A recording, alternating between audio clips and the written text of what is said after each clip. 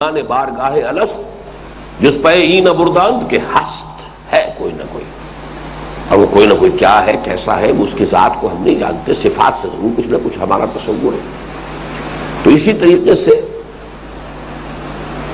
تو دل میں تو آتا ہے، سمجھ میں نہیں آتا، بس جان گیا میں تیری پہچان یہی ہے۔ یہ شعر ہے خواجہ عز الدین مجذوب جو خلیفہ تھے مولانا اشرف علی تھانوی رحمۃ اللہ علیہ کے، ان کا ایک اور بہت پیارا شعر ہے اور بڑا عاشقانہ شعر ہے اور بڑا فلسفیانہ شعر ہے۔ اب تو آجا اب تو خلوت ہو گئی، ہر تمنا دل سے رخصت ہو گئی، دل کو ہر آرزو اور تمنا سے پاک کر دو گے تب اللہ دل میں آئے گا۔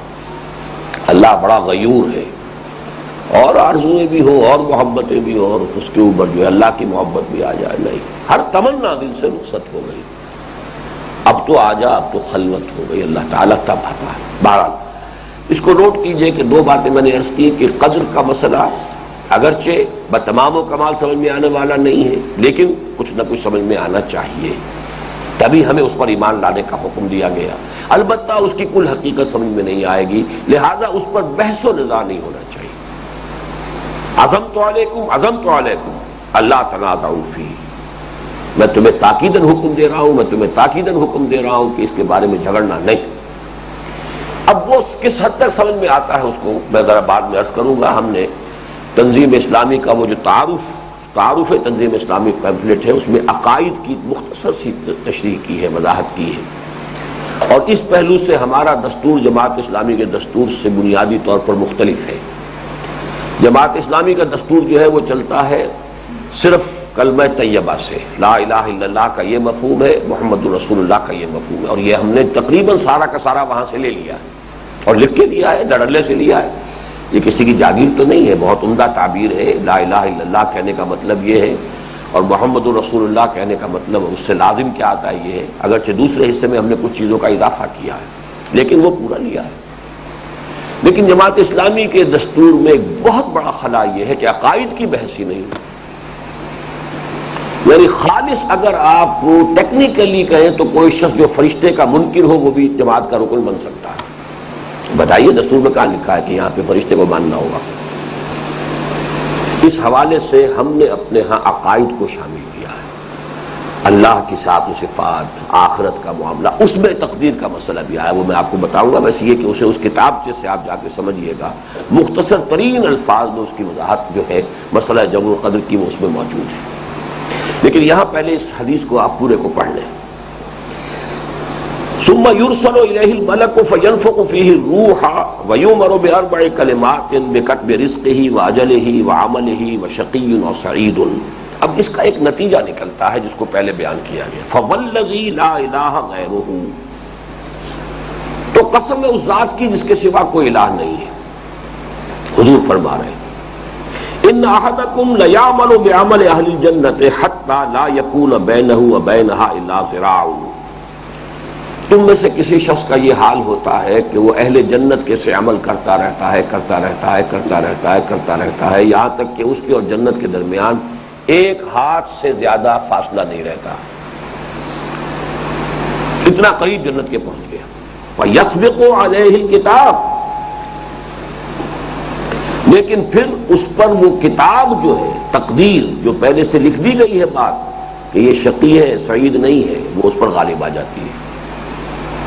فَيَعْمَلُ بِعَمَلِ أَهْلِ النَّارِ فَيَدْخُلُهَا، تو اب وہ عمر کے آخری حصے میں جہنمیوں کے سے کام کرنے شروع کر دیتا ہے، اہل النار کے سے کام کرنے شروع کر دیتا ہے، یہاں تک کہ اس میں داخل ہو جاتا ہے۔ وَإِنَّ أَحَدَكُمْ لَيَعْمَلُ بِعَمَلِ أَهْلِ النَّارِ، اس کے برعکس بھی ہے، وائسی ورثہ کہہ دیتے تو بس بات پوری تھی، لیکن یہ کہ یہاں پر اس کی وضاحت پوری کی حضور نے۔ تم میں سے کوئی شخص ایسا بھی ہو سکتا ہے کہ جو جہنمیوں کے سے کام کرتا رہے حتی لا یکون بینہ وبینہا الا ذراع، اس درجے وہ جہنمی بن چکا ہو کہ اس کے اور جہنم کے درمیان بس ایک ہاتھ کا فاصلہ رہ جائے۔ فیسبق علیہ الکتاب، پھر اس کے اوپر نوشتہ غالب آ جاتا ہے۔ فیعمل بعمل اہل الجنہ، پھر وہ عمل کرتا ہے جنت والوں کے سے عمل، فیدخلھا، اور اس میں داخل ہو جاتا ہے۔ گویا کہ حضور نے اس مثال کے ذریعے سے اس مسئلے کی جو مشکل ترین پروپوزیشن ہو سکتی ہے اس کو سامنے رکھ دیا. مشکل ترین پروپوزیشن ہے یہ. ایک شخص ساری عمر فرض کیجئے 100 برس کی عمر تھی، 99 برس تک وہ اہل جنت کے کام کرتا رہا، 100ویں برس میں آ کر اور اس کی کچھ ایسی مت ماری گئی یا کچھ ہو گیا. بظاہر تو ہم یہی کہیں گے کہ اب وہ جہنمیوں میں سے کام شروع کر دیا اور وہ گیا جہنم میں گیا. لیکن یہ کہ یہ مثال انہونی بات نہیں ہے. یہ قرآن مجید میں جو تذکرہ ہے بلعام بن باعورہ، اگرچہ اس کا نام نہیں قرآن مجید میں آیا ہے، سورہ اعراف میں ہے. ایک شخص ہے آتیناہ آیاتنا، ہم نے اسے اپنی آیات عطا کی تھی. وَلَوْ شِئْنَا لَرَفَعْنَاهُ بِهَا، ہم چاہتے تو اور اسے اونچا اٹھاتے، اس کا مقام اور بلند کرتے. وَلَكِنَّهُ أَخْلَدَ إِلَى الْأَرْضِ، وہ زمین کے اندر ہی دھستا چلا گیا. اور جو اس کی تفصیل تورات میں آتی ہے وہ یہ ہے کہ اس عمر میں بڑا زاہد و عابد ولی اللہ، بہت اونچا انسان، عالم فاضل، لیکن یہ کہ خاص وقت میں آ کے ایک عورت کے کسی اس طرح کے اغوا کے اندر جو ہے وہ پھنسا ہے کہ پھر سارا زہد اور سارا تقویٰ اور ساری دینداری، سارا علم، سارا فضل ختم ہو سکتا ہے. قرآن مجید میں مثال موجود ہے. تو یہاں پر جو ہے جیسا کہ میں عرض کر رہا تھا کہ مشکل ترین جو پروپوزیشن ہو سکتی اس مسئلے کی وہ حضور نے بیان کر دی. اب آپ یہ سمجھ لیجئے کہ اصل مسئلہ ہے کیا. دیکھیے 2 الفاظ میں چاہتا ہوں کہ آپ انگریزی کے حوالے سے اچھی طریقے سے ذہن نشین کر لیں. ایک ہے پری نالج، کسی شے کا علم پہلے ہونا، وقوع سے قبل اس کا علم ہونا. ایک ہے پری ڈیسٹینیشن، مجبوری کسی شے کی تقدیر کا تعین کر دینا کہ ہی اور شی از ڈیسٹینڈ ٹو ڈو اٹ، اسے لا محالہ یہ کرنا ہے. جبر کے لیے جو انگریزی کی اصطلاح ہے فلسفے کی وہ پری ڈیسٹینیشن ہے. Preknowledge is something else, predestination is something else. اگرچہ ان کے ڈانڈے مل جاتے ہیں، بس ان دونوں کو علیحدہ علیحدہ سمجھ لیا جائے تو سارا مسئلہ حل ہو جاتا. سادہ سی مثال ہے کہ ایک بچے کے سامنے آپ نے گیند پھینکی، آپ کہہ سکتے ہیں بچہ ادھر متوجہ ہوگا، یو نو اٹ، لیکن بچہ اپنی مرضی سے متوجہ ہوگا، آپ کے کہنے سے، آپ کے جبر سے نہیں ہوگا. Only you could guess it, آپ کا اندازہ ہوگا. ہو سکتا ہے اسی وقت بچے کی توجہ کسی اور طرف ہو جائے، وہ ادھر متوجہ ہی نہ ہو. ہمارا جو گیس ہے یا پری نالج ہے وہ غلط ہو سکتا ہے. اللہ کا پری نالج غلط نہیں ہو سکتا، بس اتنا فرق ہے. لیکن ہر انسان جو کچھ کرتا ہے وہ اپنے فیصلے سے کرتا ہے. اللہ کو معلوم ہے کہ وہ کیا کرے گا. Preknowledge doesn't necessarily mean predestination. بس یہ جملہ لکھ لیجئے تو کبھی آپ کو اس مسئلے کے اندر کبھی کوئی دقت نہیں ہو. Preknowledge does not necessarily mean predestination.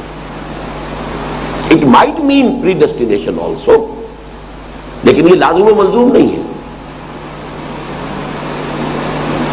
اس کو ہم اردو میں ڈھالیں گے تو وہ پری نالج کا جو ہے علم قدیم، یہ ذرا بات سمجھ میں نہیں آئے گی. انگریزی کا لفظ بہتر ہے پری knowledge.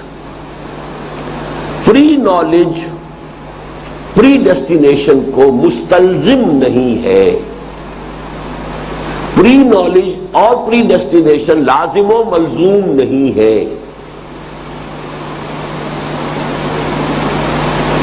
Pre knowledge does not necessarily mean pre destination.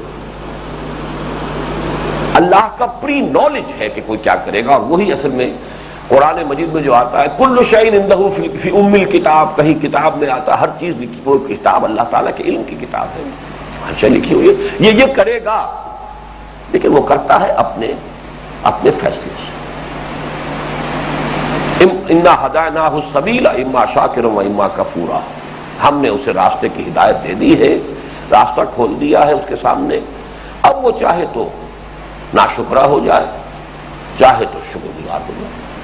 فمن شاء فلیؤمن ومن شاء فلیکفر، لیکن اللہ کو معلوم ہے کہ یہ ایمان لائے گا اور یہ ایمان نہیں لائے گا، یہ دوسری بات ہے۔ وہ کیا